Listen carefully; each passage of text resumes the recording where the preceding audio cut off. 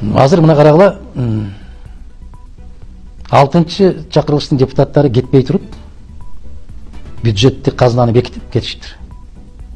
Жеке инсанга Жапаровга 2 миллиард 800 миллион сом бериптир. Жапаров бүгүн интервью берип атат. Мен өлкө башчысымын деп. Экономика дүркүрөп өсүп атат дейт. Дыйкандар, дыйкандарды билесиз, бизде 60%дан ашык дыйкандар. Үрөөн, жер семиткич сатып алыш үчүн 1,5 миллиард сом бөлдүк дейт. Ойлогондо, оо дейсиң да, 1,5 миллиард сом. Анан сугат, арык, ирригация. Ошо ирригация системасын калыбына келтириш үчүн 1 миллиард бөлдүк дейт. Урматтуу Маскал шаарындагы мекендештер, эгерде документ боюнча көйгөйлөрүңүз болсо, бизге кайрылыңыз. Документ боюнча кызматтарыбыз: ИНН, СНИЛС, регистрация, трудовой договор, медкнижка, медкарта, перевод паспорт, перевод күбөлүк, перевод права, натуральный через нотариус. Биз өз ишибизди таза жана жоопкерчилик менен аткарабыз. Эч ойлонбой кайрыла бериңиздер. Биздин байланыш номерлер +7926 717 03 31.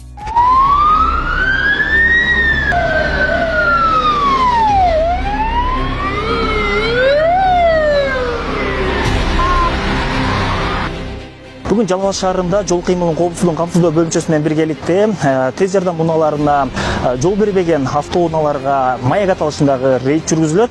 Алдыда көрөбүз, Жалал Абад шаарынын айдоочулары тез жардам унааларына канчалык деңгээлде жол бошотуп беришет.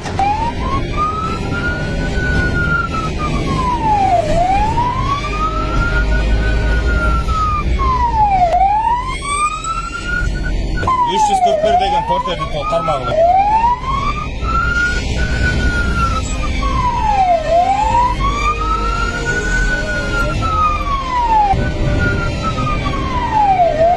487 Matiz, 487 Matiz.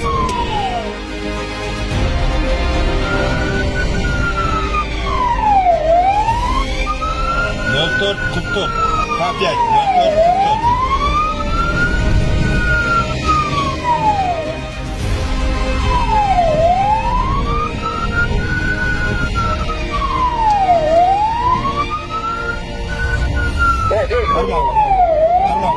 Светофорда олар тургандар.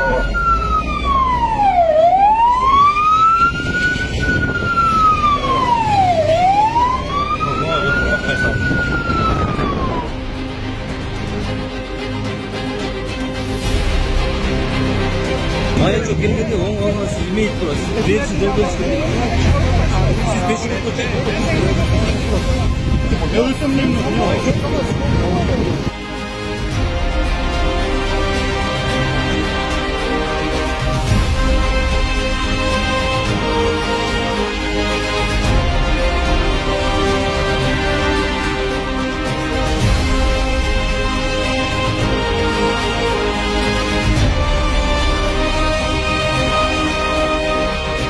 Урматтуу кыргыз элим, азыркы учурда сиздердин жардамыңыздарга муктаж болуп турган кезибиз.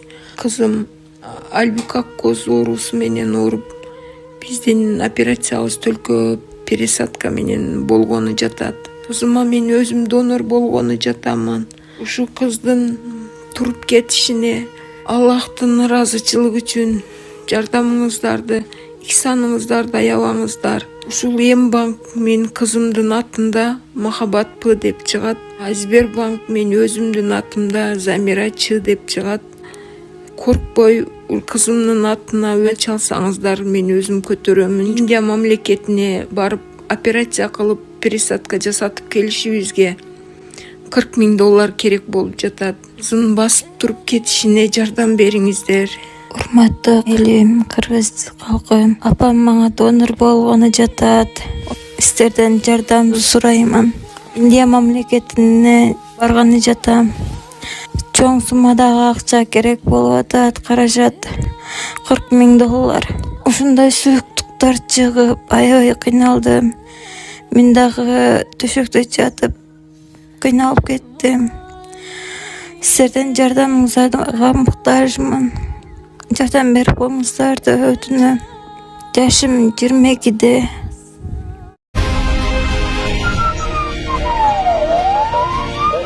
444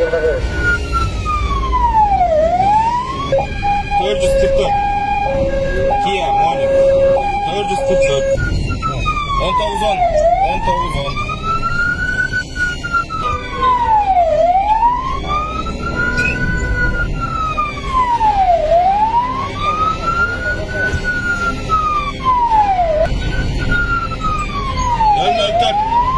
004 004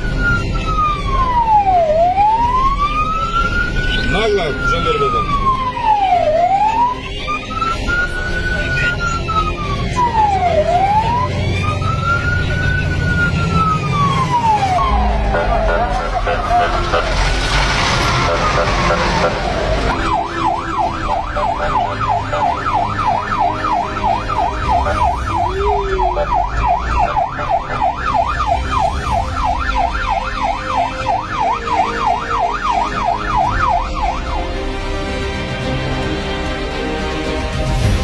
Бүгінгі шаар ушта өткөрүлүп жаткан маяк аталыштагы рейдтин негизги максаты бул баягы өзгөчө кырдаалдар учурунда медициналык биринчи тез жардам көрсөтүү учуру жана ошондой эле биз тараптагы коштоп жүрүү учурларында атайын жабдылган автоунааларга кээ бир айдоочулар тарабынан тоскоолдуктар жаралып, өз кызматтарын өз убагында көрсөтө албаганына байланыштуу бүгүн ушундай маяк аталыштагы рейд өткөрдүк.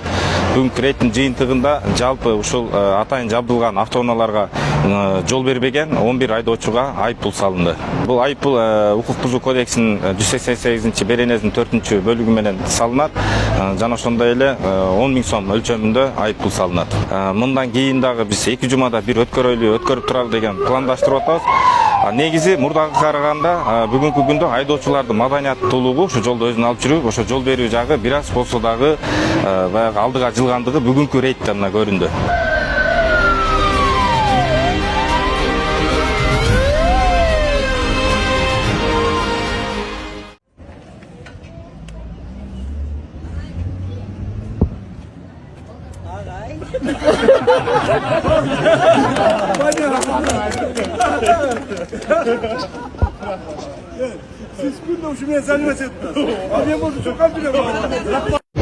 Биздин тилибизге асылышты.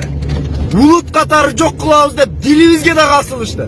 Динибизге асылганыбыздычы токтотпой коюшту таптакыр элечи. Жоолукчандарга асылып аткан 119 кыздын жоолугун чечтик ана мына деп фейк маалыматтар билебиз, бирок асылып атышабы? Соц тармактардан ооба, сакалчандарга асылып аткан, молдолорду сөгүп аткан.